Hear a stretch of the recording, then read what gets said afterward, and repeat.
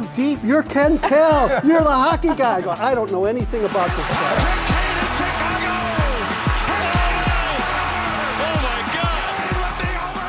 This is The Conversation Line, presented by Fieger Law. Welcome, everybody, to another episode of The Conversation Line. I'm Daniella Bruce, alongside Ken Daniels, the TV voice of your Red Wings, and our first victim of the podcast, Lucas Raymond. I know you're thrilled, really excited about this. Yeah, been looking forward for a while. When you got the ask, you were like, wow, I'm honored. Yeah. First guest. Sure. See? Yeah. Yeah.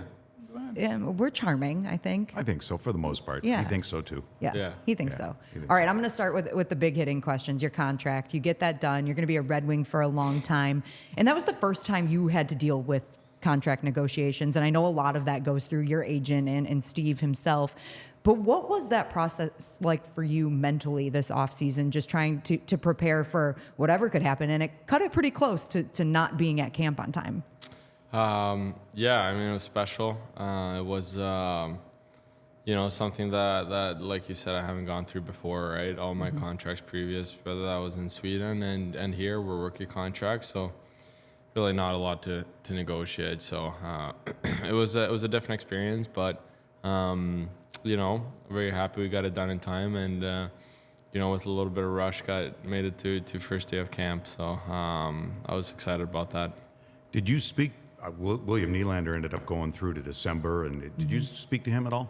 No, I didn't. A great friend of mine is Rasmus Dahlin in Buffalo. He kind of, missed a little bit of camp on his first contract.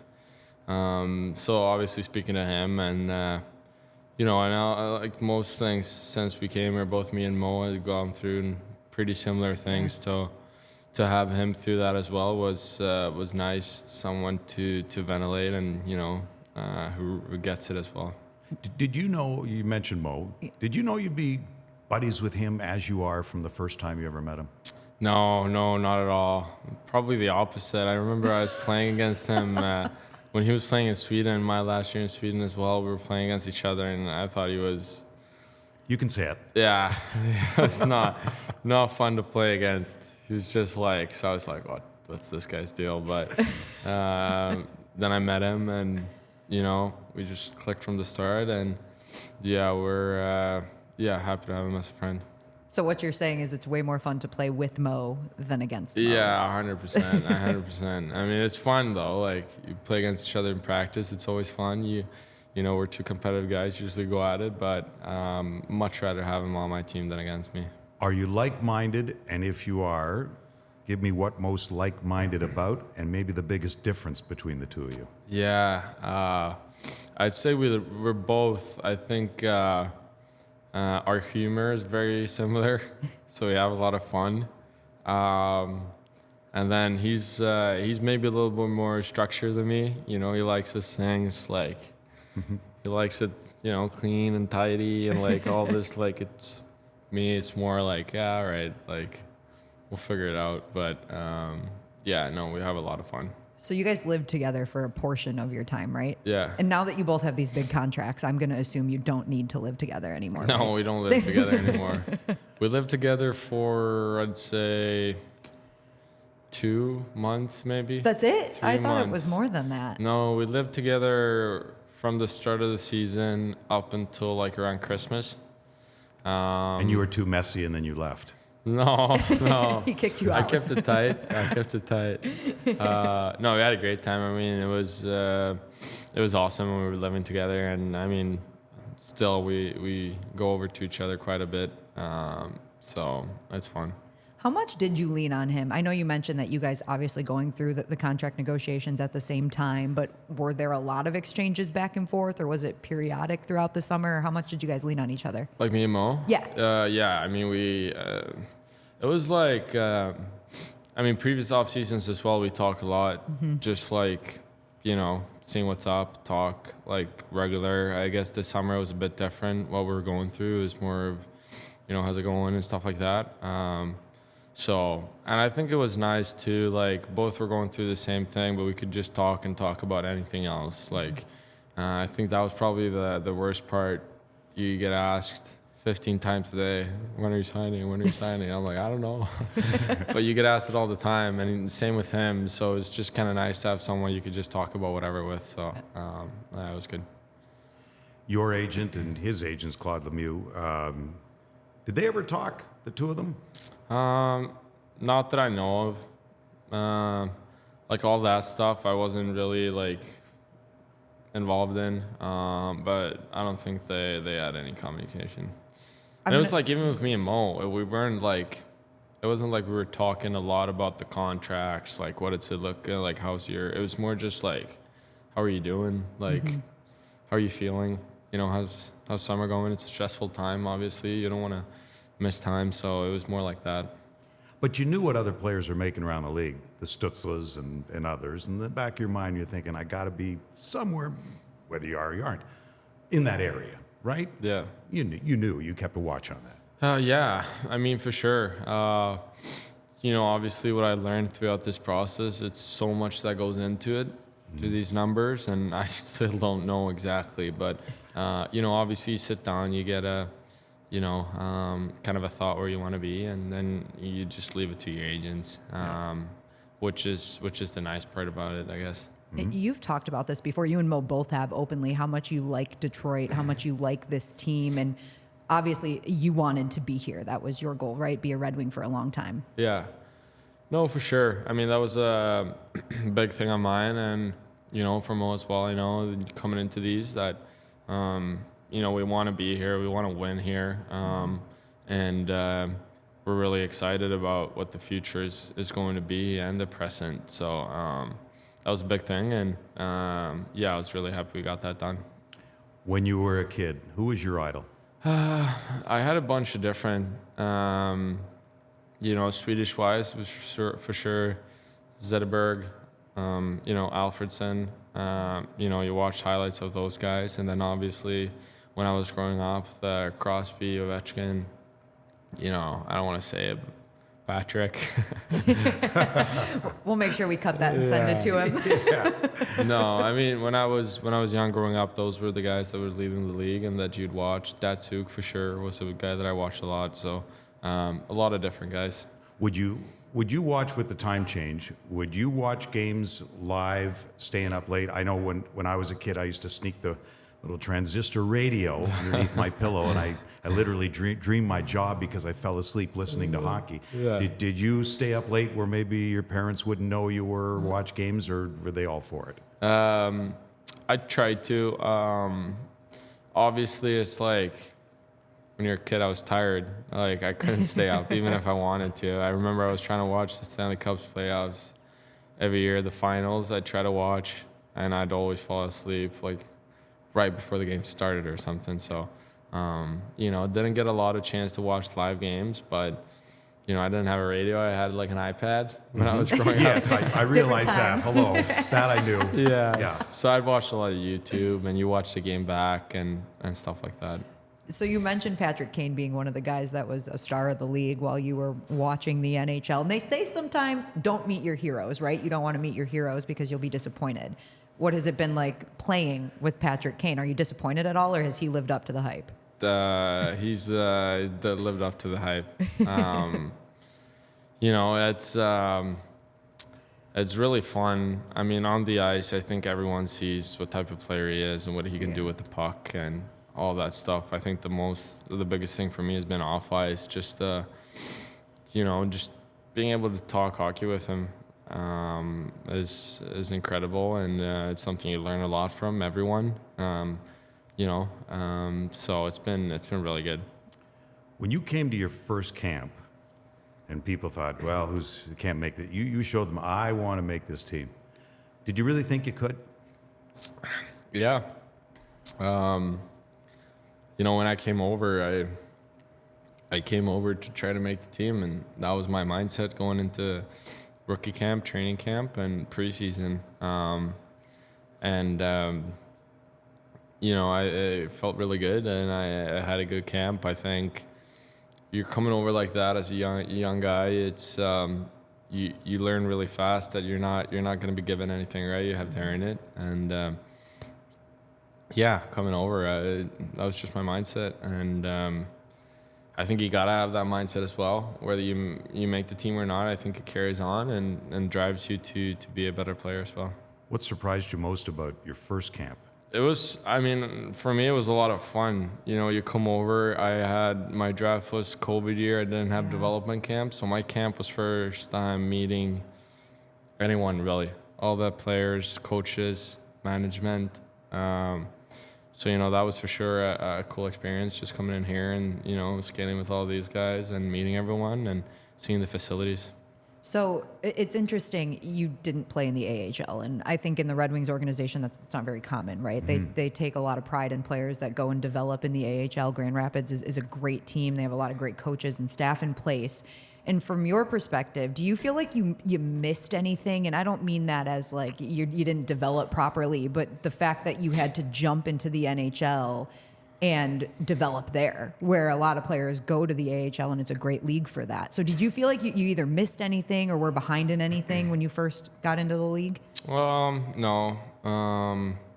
You know, it's tough to say. I didn't experience it, so I don't know what I'm missing out on, right? But at the same time, I think, you know, if you can make a team and you develop in the best league in the world, I think that's never a bad thing. And you know, I think a big thing was for me was, you know, coming from the Swedish league, you start playing with grown-up men really young. You learn how to, you know, all this stuff, how to conduct yourself off the ice, how to, you know, grow as a person off the ice. So, no, I think it was good for me. When you're playing, like as we say, in a men's league, and you're playing against guys who are older, and then everyone said, you know, and you did it last year, you just needed to get stronger, put on. How did you do it? Get stronger, or I mean, it's. I'd like to think I'm a pretty curious guy. I like to, you know, try different things. I want to develop. I want to, you know, I'm very rarely satisfied, I'd say. So for me, it was just how could I take another step, and that was a big thing for me. Was it weights? Was it eating? Was it? It was all of it. I have a tough time putting on weight. My like, I don't know the English, but it's like my Metabolism? body. Yeah, my body burns really Yeah, fast. metabolism. So I got to eat a lot, and especially when you're in the summer. I mean, you're working out for 2.5 hours, then you're skating for an hour and a half. Like, you're in the summer, so you usually go golfing or you play tennis, whatever. So like the amounts you have to eat to be on overdraft is quite a lot. So I think that was the biggest thing for me, just nutrition and you know, staying dialed on that, and then also during the season, you know, keeping track of it and you know, being dialed there. Was that hard to learn, like what foods were actually good to eat when you needed to eat a lot? Yeah, both yes and no. I think it's you know, when you really you don't want to overcomplicate it, right? Yeah. Like it's pretty straightforward. You know, I got good help with a chef who helped me back home prepare a meal for me, and you know, it makes it a lot easier when you have someone who's a professional within it to really get you the right amount of everything, and you know, get what you need. So that helps a lot as well. Did that happen when you were drafted? Having like the Red Wings making sure you were on a plan, or were you always doing that? Like, was that something you did before you were drafted? No, both yes and no. My mom is actually really big. She works with fitness. My brother as well, so they're really good with nutrition. You know, I always say it's always tough when it comes like that close from you. Like when they're telling me stuff, I'm like, all right, whatever. But so growing up, I always like kind of had it in the back of my mind. Like you would think about it and you had an idea of it. I think when you go older, your body responds to different things, and I mean, when I was young, you could eat basically anything, right? Like, and then you know, gotta find that stuff that works for you. Favorite food to eat? That's a good question. I love steak. Like, I love sushi. I'm not that pasta.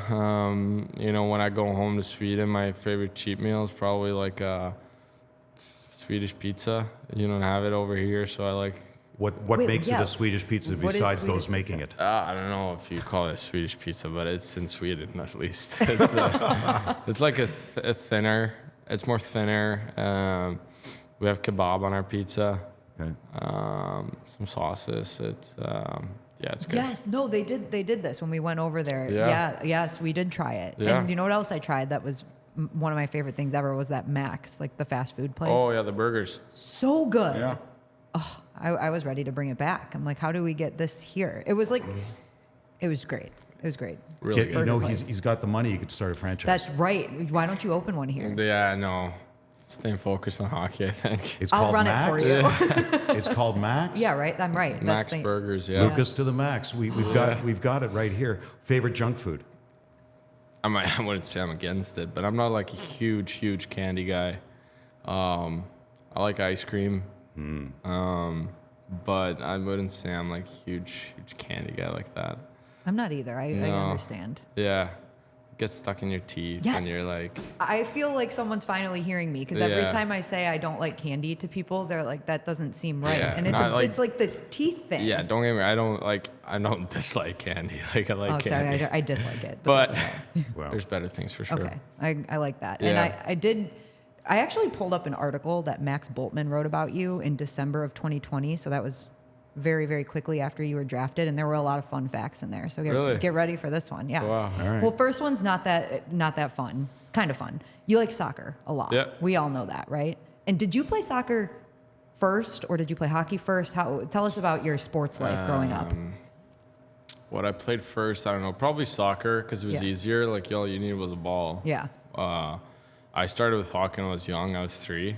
Oh, really young. Yeah, my brother's 3 years older than me, so he started when he was 6, and then I just asked to jump on as well. So I was just out there falling probably, but yeah. But then soccer, yeah, I love soccer. I still watch a lot of soccer. I try to go to as many soccer games as I can when I'm back home, and it was actually a pretty close decision when I was choosing between soccer and hockey. When I grew older, I didn't have time. Eventually, I didn't have time to do both. Right. Like, so it's kind of I had to choose. But yeah, and then at the end of the day, I just liked hockey too much. So, but yeah, I still play quite a bit of soccer when I'm home.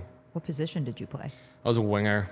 Oh, still a winger. I was winger. Yeah, winger in both sports. are you good kicking around before the game with the guys? Are you the best? It's always tough ranking yourself like that, but you'd have to ask the other guys. But I'd want to say I'm at the top somewhere. So we have a couple really good guys, which is fun.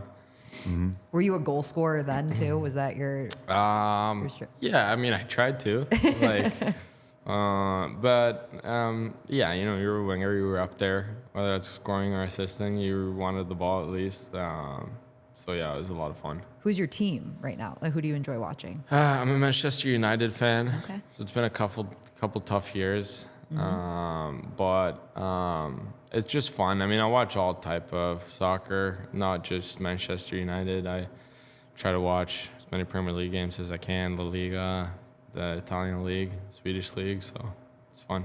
Have you binged any shows lately? Like, first off, have you watched the Amazon Face Off? Yeah, I have. What'd you think? I thought it was really, really fun. It was exciting. I thought it was really good you really got a look into what it really is to be a hockey player and all that goes into it. I thought that was really cool to see. And yeah, I mean, I got pretty fired up watching those playoffs videos. So it was fun to see. It was well done. I think a lot fell into place Yeah. for them and what they had. Would you ever like to be a part of that someday down the road? Would you open yourself up to that? I mean, yeah, I think when you do it, obviously I can imagine you're in the playoffs, you're so locked into that, like you probably don't want, but at the same time, I think it'd be a really cool experience to be able to see and look back to, and then just a great exposure for the game as well. Yeah, I heard from the showrunner of that show, and when Nylander was injured, playoffs, no one knew where he was or what the injury was, and then Nylander called them and said, if you guys want to come over and watch the game with me, they just lucked in because really they thought they were screwed. Yeah. And it worked out great, and it was so weird. No one knew where he was, and they're there watching the game. I mean, if you were in that situation, it would be strange. Yeah. To be that. But Did you feel like it accurately like depicted what goes on? Like, was it accurate to you? Just kind of the inside look. Did you feel like that was what you guys go through? Yeah. I mean, you get to see all different kind of stuff, right? Yeah. Guys injured, what it's like going through losing, like having tough stretches, and just off the ice as well. I thought it was cool to see. to see McDavid at the end Yeah. of the show and the tears, I mean, you felt for him. Yeah. That, and I don't know if Newsy would ever get down and put on a glove and play goal like Paul Maurice did on the floor. I can see it. Did you see that? We'll have to ask him. He's coming up next. Could they do a whole show with Newsy, do you think? What's probably. Newsy like? Newsy's great. You know, he's very committed to what we do, and he's very driven to, push us forward. And yeah, I think, just the excitement around everything, I think that really drives us forward. You know, and I'm going to ask Newsy this question, because I ask players. And back in the day with Scotty Bowman when he coached, and if you ask Chris Draper this question, he'll tell you, if Scotty didn't talk to me, it was a great thing. I didn't want to talk to Bowman. I just stay the hell out of the way. Players today in your age, you guys want to know why all the time. Do you feel, and around the league and friends of yours who play, do you feel there's a more open door with most coaches that you want to know reasons for things where in the old days they were just scared and stayed away from the coach? Do you want to know reasons why they're thinking what they think? Both yes and no. I think it's great to be able to have a, open dialogue and be honest with each other both ways. I think, as a player, you get that type of feedback. I think that's really good. And at the same time, I mean, it's, you don't want it to be too much either, right? Like you wanna, stay focused on what you're doing. I think that's a really good thing with our team and our coaches. The dialogues that we can have, and have those conversations. So it's both, and it's working out good. All right, last fun one for you. We'll wrap it up after this. But this one was I've been looking forward to asking this one. It was said by your father, actually, that you love a romantic movie with a happy ending. And if you pick a movie that doesn't have a happy ending, you're probably going to watch another one that does have a happy ending. Yeah. Okay, so give us some of your favorite movies, if that's the case. Oh, boy. Some of my favorite movies. It's I've changed my style a little bit. I will say that. But good rom-com is always good. We went to the cinema last year on the road. We watched that. What's that called? Sydney Sweeney movie. Anyone But You. Anyone But You. Yeah. You watched it? Glenn Powell too. I have to get to it, and it's streaming, so I have to get to it. It's good. I like that one. But then I also like these. I'm a bit more of a show guy. I like shows. Okay. So. What's been the good one lately then? Because I need something to watch. Penguin. Penguin. HBO. Okay. Good? Yeah, terrific. I just binged Gossip Girl. Great show. I love that, Lucas. If I'm being honest with you guys. So I'm still working on it. Was this your choice? Yeah.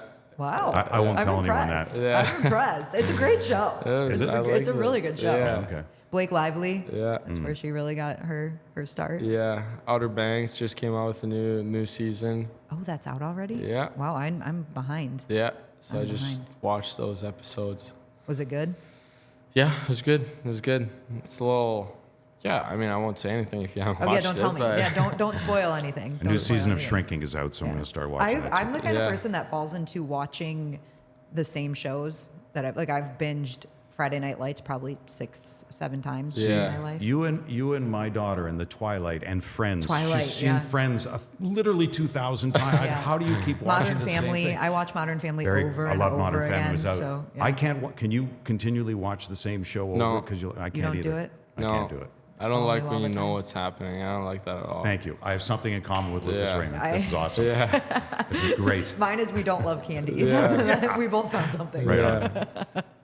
All right, Lucas. Well, thank you so much for taking the time, being our first guest. Now, this is the review. You are setting the tone for the season. So when you go back in that locker room, I want all positive reviews. Yeah, of okay? course. All right. Of course. Just lie a little. Yeah, Yeah, even course. if you're lying a little, that's No. okay. We be appreciate honest. it. You're wonderful. No, thank you guys for having me.